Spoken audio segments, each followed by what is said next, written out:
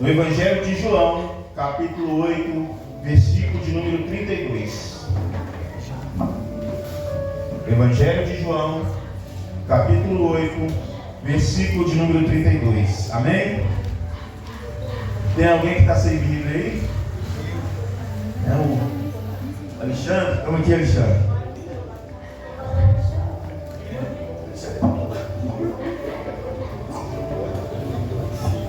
Amém. Glória a Deus. Evangelho de João, capítulo 8, versículo de número 32. É um texto bem conhecido da igreja. E o título da mensagem de hoje é Verdades do Evangelho que não são ditas. Verdades do Evangelho que não são ditas. Amém? Diz assim a palavra do Senhor no Evangelho de João, capítulo 8, versículo de número 32. E conhecereis a verdade, e a verdade vos libertará. Amém? Glória a Deus. A maioria das pregações do Evangelho tem a tendência de pregar os resultados finais do Evangelho, deixando de lado a realidade em si do próprio Evangelho. As pessoas só pregam, a maioria das vezes, o Evangelho, o resultado que o Evangelho produz, mas elas dificilmente pregam o início do Evangelho e o meio do Evangelho. O texto escolhido aqui foi para mostrar o que Jesus veio trazer sobre a realidade do Evangelho, que são as boas novas. As boas novas que para serem alcançadas é necessário que passamos por um processo. A minha intenção aqui nessa noite não é negar o Evangelho de forma alguma, mas de afirmar que ele promete, mediante situações que precisamos viver, para de fato o Evangelho, para que de fato o Evangelho seja verdadeiramente uma boa nova na vida de quem se entrega a ele. O Evangelho consigo, ele tem os seus benefícios. Ser reconhecidos como filhos de Deus. Este é um benefício que nós temos. Quando nos entregamos à palavra de Deus, entregamos a nossa vida a Jesus Cristo, o Evangelho, ele nos torna filhos de Deus. E eu vou passar a partir de hoje a postar as mensagens de forma escrita no grupo da igreja, para que vocês acompanhem na casa de vocês depois com mais tranquilidade a palavra ministrada aqui, além de estar sendo exibida no canal do YouTube da igreja. Amém? Então, a partir de hoje, as mensagens estarão sendo postadas no grupo e também serão colocadas em vídeo no YouTube através do canal que nós temos no YouTube. Amém, queridos? Então o Evangelho, ele tem esses benefícios. O primeiro, de ser reconhecidos, de nós sermos reconhecidos como os filhos de Deus, como diz João, capítulo 1, do versículo 12 ao 13. Ele também nos dá o benefício de sermos mais que vencedores, como está escrito em Romanos 33, 34. O Evangelho também nos dá o benefício de sermos chamados de geração santa e sacerdócio real, como está em 1 Pedro, capítulo de número 2, versículos de 9 e 10. O Evangelho também nos dá o benefício de sermos chamados de santos e irrepreensíveis na presença de Deus, como está escrito em Colossenses, capítulo 1, 21 e 23 ao 23. Mas todos esses benefícios são adquiridos após ou durante o processo que não é muito divulgado durante as mensagens que ouvimos. A gente só ouve que nós somos sacerdócio santo, sacerdócio real, nação santa, geração eleita. Nós ouvimos que somos mais que vencedores em Cristo Jesus, que somos filhos de Deus, né? Mas nessa noite eu gostaria de trazer aos irmãos um choque de realidade sobre o Evangelho, para lhes mostrar o início do Evangelho e não somente o final do Evangelho. Amém? O início do Evangelho. Para quem ainda não entendeu a mensagem, ou que só quer viver o final do Evangelho, o início do Evangelho é feito de confronto. O início do Evangelho é feito de confronto. Quando você tem o contato com a palavra de Deus, com as boas novas de Jesus, você é confrontado. O que fez com que João Batista começasse a pregar? A mensagem de João Batista era: arrependei-vos, porque está próximo o reino dos céus. E a primeira mensagem que Jesus prega após ser levado ao deserto e volta para a pregação foi qual? Arrependei-vos, está próximo o reino dos céus. Mas para que nós nos arrependamos, nós somos confrontados com os nossos pecados. Nós somos confrontados com nós mesmos. Nós somos confrontados com as nossas atitudes. E nós somos confrontados por outras pessoas, tanto dentro da igreja quanto fora dela. E a primeira parte, a primeira caminhada do Evangelho chama-se confronto. Verdades que você não aceitava, situações que você vivia e vai ter que parar de viver, você vai ser confrontado.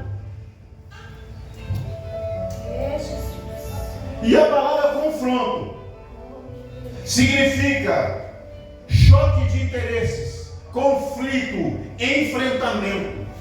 Você vai começar a se confrontar com você mesmo. Você vai começar a debater na sua cabeça: mas isso não pode, não, mas pode, mas não pode, mas pode, eu posso, eu não posso. O início do Evangelho é feito de confronto. Vai ter uma batalha na sua mente para que você seja confrontado. Crenças que você tinha no passado vai cair por terra quando você tem contato com o Evangelho. Coisas que você não sabia, vai passar a saber quando você tiver contato com o Evangelho e vai confrontar até mesmo a sua natureza.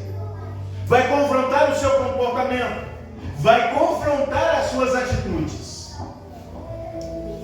E na palavra de Deus nós temos diversos confrontos. Quando as pessoas lideram com o Evangelho, e como eu aprendi, o Evangelho é uma pessoa. Como assim, pastor? O Evangelho é uma pessoa. O Evangelho é a vinda de Jesus Cristo, é a vida que Jesus viveu aqui na terra. Ou seja, o Evangelho é o próprio Cristo. Porque o Evangelho é as boas novas. E Cristo desceu do céu, se fez carne aqui na terra, para que pudesse te mostrar, revelar à humanidade aquilo que Deus tinha preparado e tem preparado para cada um de nós. Aleluia. Ou seja, o Evangelho é o próprio Cristo. Porque Ele viveu todos os mandamentos, todas as fases e todas as etapas do Evangelho. Em si, Ele é o próprio Evangelho. Jesus confronta a mulher adúltera quando, durante uma situação que ela estava para ser apedrejada, Jesus ali naquele momento afasta aqueles homens, dizendo: aquele que não tenha pecado, atire a primeira pedra. Mas ele confronta também não só aqueles homens que queriam apedrejar aquela mulher, mas ele confronta a própria mulher quando diz: vá e não peques mais. A vida dela está no adultério e ela foi confrontada: vá e não peques mais, vá e não volte a adulterar. Jesus também confronta os seus discípulos. Lá em João capítulo 6, versículo 22, quando ele diz que a carne dele teria que ser comida pelos discípulos e o seu sangue deveria ser bebido, pois ele diz que eu sou o pão da vida que desceu do céu. Eles entenderam erroneamente, disseram para eles: nos dura essa palavra para nós. E muitos daqueles discípulos daquele dia deixaram de seguir Jesus, porque entenderam que Jesus estava falando de canibalismo, mas não era. O corpo e o sangue dele que eles deveriam se alimentar era da Santa Ceia. Mas entendendo eles de forma errada, sendo confrontados com aquela verdade, eles não quiseram assumir, eles não quiseram entender. Outro confronto que Jesus fez através do Evangelho foi também em João capítulo 5, versículo de 1 a 12, quando ele vai curar um paralítico ali em Betesda. Ele cura o paralítico e os judeus dizem: olha, não é lícito que o Senhor cure no sábado. Mas Jesus disse para aqueles homens: olha, se você não tiver um problema no sábado e uma situação que aparece ali, você não vai resolvê-la, porque é sábado. Então ele diz para aquele homem: vai, você está curado, toma tua maca e vai embora. Ele confrontou até mesmo o seu próprio povo, porque vivia numa cegueira espiritual. E o início do Evangelho é o confronto, porque às vezes nós nos encontramos, e muitas das vezes, ou 100% das vezes, nós estamos em uma escuridão, nós estamos no erro. E quando nós somos confrontados no erro que nós permanecemos, nós somos abalados pelo Evangelho, nós somos impactados pelo Evangelho. E por fim, Jesus confronta aquela mulher samaritana, quando ele diz para ela: tudo bem, o marido que você tem não é seu, você já teve muitos maridos, mas o que você tem agora não é seu, é de outro. Então Jesus confronta. O Evangelho ele veio para confrontar a nossa vida, o nosso estado, o nosso comportamento, a nossa mente. E isso não é pregado nas igrejas. Por quê? Porque nós só queremos ver o final do Evangelho, que é bênção, que é mais do que vencedores, que eu sou filho do rei, que eu sou nação santa, eu sou sacerdócio eleito. Mas e o confronto? Tem sido deixado de lado. O Evangelho hoje tem sido aquele Evangelho de acomodar os irmãos. Vem, não fica desse jeito aqui. Não, pode ficar assim, está tranquilo. Não. Esse não é o Evangelho. O Evangelho é feito de confronto. E além do confronto, o Evangelho também é feito de uma outra palavrinha, que muitas das vezes nós, como crentes, a gente não quer ouvir. Além do confronto, o Evangelho também é feito de renúncia. O Evangelho é feito de renúncia, queridos. E o que vem a ser renúncia é negar-se uma atitude, uma prática, um comportamento. É eu negar a minha essência pecaminosa. A palavra de Deus diz que nós somos gerados no pecado. E muitas das vezes nós nos colocamos como santos, só que estamos cheios de pecado. Não fomos limpos, não fomos curados, não fomos tratados. E para que isso aconteça, é necessário que nós renunciemos ao pecado. E tem muitos dentro da igreja que não estão renunciando a nada. Estão simplesmente querendo receber de Deus, mas não querem renunciar ao pecado. E essa palavra foi escolhida para hoje, no culto de Santa Ceia, para que você reflita na sua vida, no seu comportamento, para que possa tomar a ceia do Senhor. Porque, como diz na palavra do Senhor, aquele que come e bebe do sangue e do corpo de Cristo indignamente, come para a sua própria condenação. E esse é um alerta que eu tenho feito para a igreja. E nessa noite estou aqui para alertar-vos. O Evangelho é feito também de renúncia. Filipenses capítulo 3:13 diz assim: irmãos, não penso que eu mesmo já tenha alcançado, mas uma coisa faço, Esquecendo-me das coisas que ficam para trás, avançando para a que estão diante de mim, prossigo para o alvo, a fim de ganhar o prêmio chamado celestial de Deus em Cristo Jesus. Paulo está negando ali, ele está renunciando tudo aquilo que ele tinha.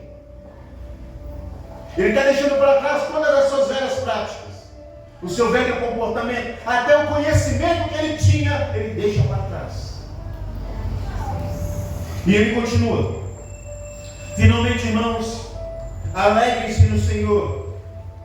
Escrever-lhes de novo as mesmas coisas não é cansativo para mim e é uma segurança para vocês, dizendo Paulo. Cuidado com os cães. Cuidado com esses.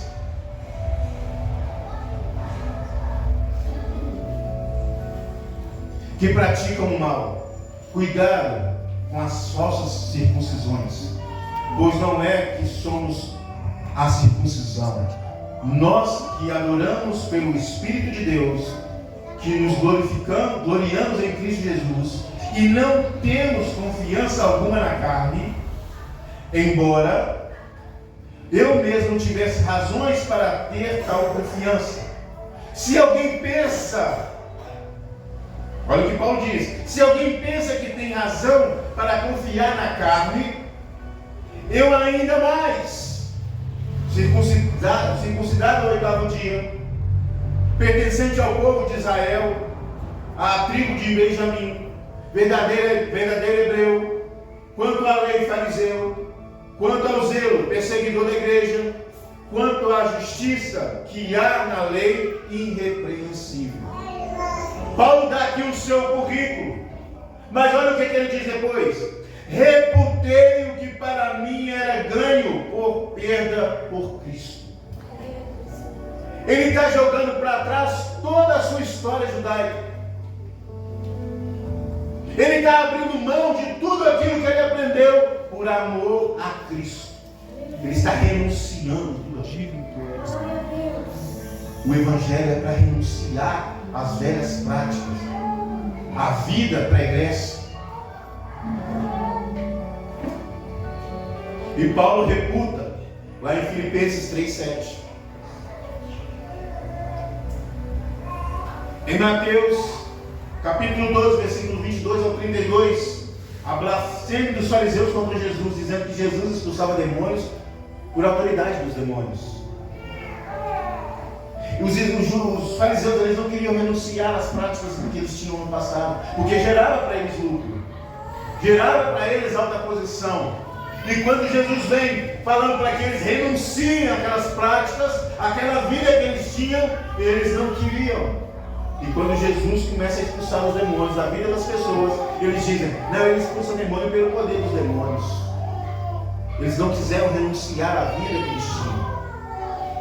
Eles queriam permanecer nos status que eles tinham, na posição em que eles estavam, sendo beneficiados pelo dinheiro do povo e pelos benefícios das suas altas posições que tinham na igreja, no Império Romano. E às vezes nós não queremos renunciar aos nossos pecados, não queremos renunciar às nossas vontades, não queremos renunciar à nossa própria carne, não queremos renunciar aos nossos desejos. E o Evangelho é feito de renúncia. Então, se você tem uma ideia errada, hoje, a palavra do Senhor está te confrontando e dizendo para você: renuncie às velhas práticas, porque o Deus abomina o pecado. O Evangelho é feito de renúncia. Mas, pastor, então, como eu faço? Qual deve ser a minha atitude com relação ao Evangelho? Primeiro, você vai ser provado, meu querido. Você vai se confrontar. Você vai ter que renunciar. E após passar por esse processo, você vai ter que se dedicar. Porque a palavra de Deus diz que o reino de Deus é conquistado por esforço. É com esforço que você conquista o reino dos céus. Então a terceira palavra, o terceiro processo, chama-se dedicação. Hoje foram entregues aqui os certificados para os diáconos e pastores dessa igreja. Eles decidiram dedicar as suas vidas ao ministério da igreja. Em Mateus capítulo 5, 17 ao 28, ao 48, Jesus veio para cumprir a lei. Ele veio para cumprir a lei, ele não veio para acabar com a lei, ele veio para cumpri-la. E cumpriu até o fim. Em Mateus 6, do 1 ao 18, Jesus fala sobre o jejum, sobre as esmolas e sobre a oração. Dedicação. Em Mateus 9, 35 ao 38, a seara e os ceifeiros. Jesus disse, olha, a seara é grande, mas os ceifeiros são poucos. Jesus está chamando pessoas para se dedicar ao trabalho, à obra dele. E o Evangelho também é dedicação. Viver o Evangelho é você se dedicar ao Evangelho. Não é só vir para a igreja e falar assim, eu sou crente, volta para casa, não. Você tem dedicado tempo a ler a Bíblia, a orar, a jejuar, a se consagrar, a se santificar. Dedicação. Dedicação. Os discípulos de Jesus dedicaram as suas vidas na pregação do Evangelho para que hoje você e eu estivéssemos aqui. Houve dedicação de homens, grandes homens na fé, para que hoje nós estivéssemos aqui.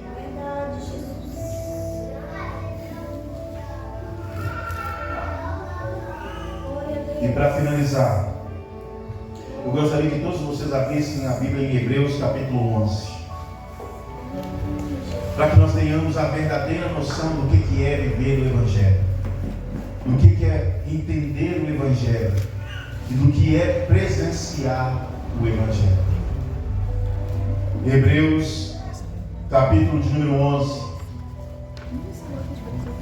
a partir do versículo de número 6. Amém? Hebreus 11, versículo 6. Se você puder acompanhar comigo. Todos acharam? Hebreus 11, 6. Diz assim a palavra do Senhor: sem fé é impossível agradar a Deus, pois quem dele se aproxima precisa crer que ele existe e que recompensa aqueles que o buscam. Pela fé, quando avisado a respeito das coisas que ainda não se viam, movido por santo temor, construiu uma arca para salvar sua família. Por meio da fé, ele condenou o mundo e tornou-se herdeiro da justiça, que é segundo a fé. Deus está falando de Noé.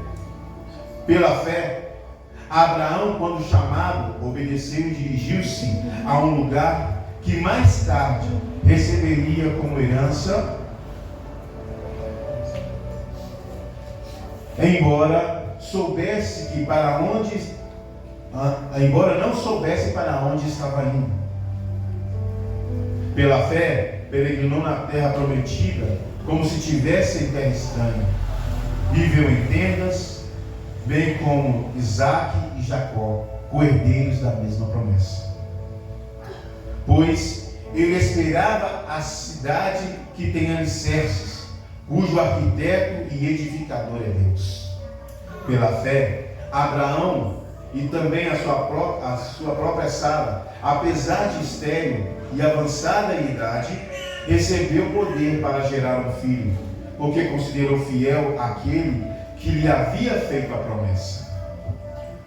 Assim, aquele homem já sem vitalidade, originaram-se descendentes tão numerosos como as estrelas do céu e tão incontáveis como a areia da praia do mar. Todos esses ainda viveram pela fé e morreram sem receber o que tinha sido prometido. Viram-nas de longe, e de longe as saudavam, reconhecendo que eram estrangeiros e peregrinos na terra. Os que assim falaram mostraram que estão buscando uma pátria. Se estivessem pensando naquela de onde saíram, teriam oportunidade de voltar. Em vez disso, esperaram eles uma pátria melhor, isto é, a pátria celestial. Por essa razão, Deus não envergonha de ser chamado, não os envergonha de ter chamado o Deus deles, pois preparou-lhes uma cidade. Pela fé, Abraão, quando Deus pôs à prova, ofereceu Isaque como sacrifício, aquele que havia recebido as promessas. Estava a ponto de sacrificar o seu filho, embora Deus lhe tivesse dito: por meio de Isaque a sua descendência será considerada. Abraão levou em conta que Deus pode ressuscitar os mortos, e figuradamente recebeu Isaque de volta dentre os mortos. Pela fé, Isaque abençoou Jacó e Esaú com respeito ao futuro deles. Pela fé, Jacó, à beira da morte, abençoou cada um dos seus filhos, cada um dos filhos de José, e adorou a Deus apoiado na extremidade de seu bordão.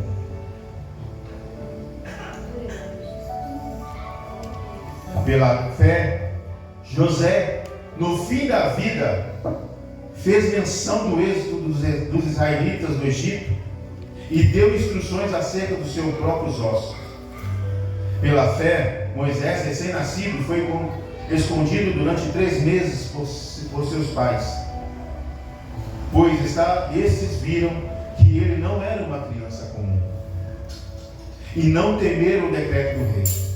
Pela fé, já adulto, recusou ser chamado filho da filha de Faraó,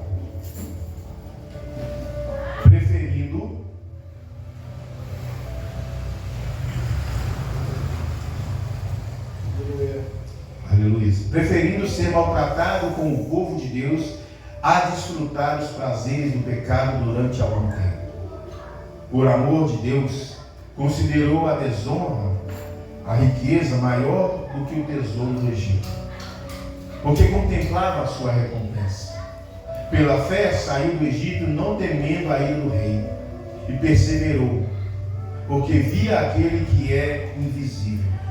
Pela fé celebrou a Páscoa e fez aspersão do sangue para que o destruidor não tocasse nos filhos mais velhos dos israelitas.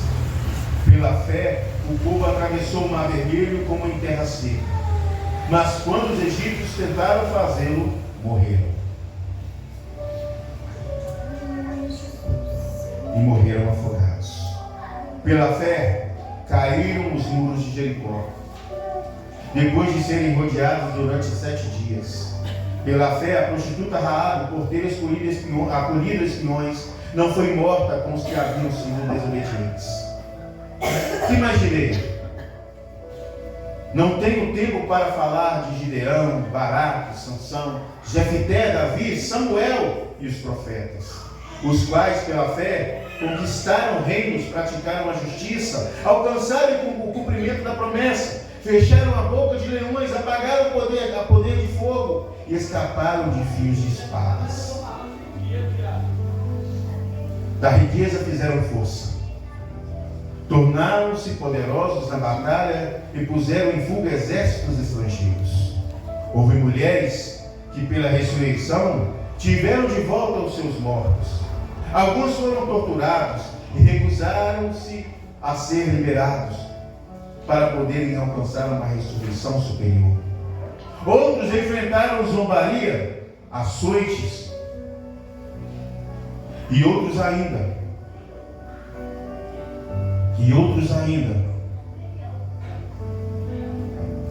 foram acorrentados e colocados na prisão, apedrejados, cerrados ao meio, postos à prova, mortos a fio de espada.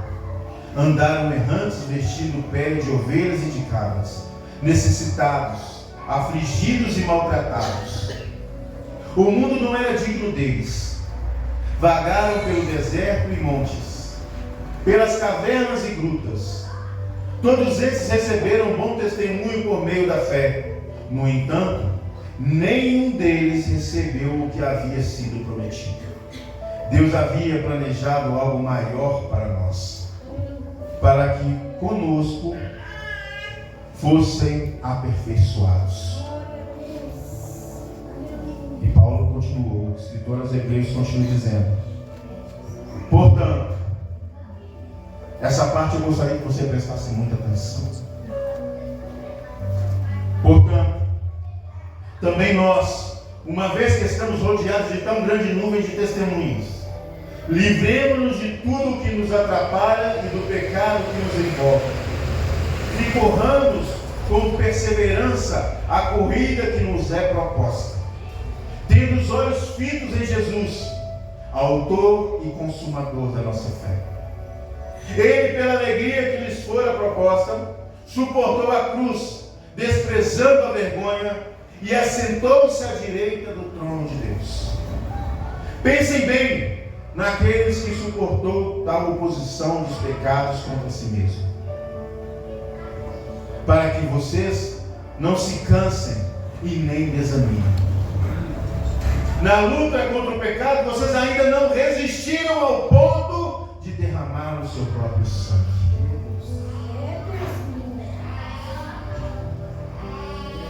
A pergunta que fica agora é: você ainda está disposto a viver o Evangelho? Sim ou não? Porque o texto que foi lido, aqueles que morreram se dispuseram a viver. E o que tem sido pregado hoje é só o final e não o começo. Renúncia, dedicação e confronto fazem parte do Evangelho de Jesus. Se você estiver disposto, o Senhor te chama nessa noite. Mas se você não estiver disposto a passar por tudo isso,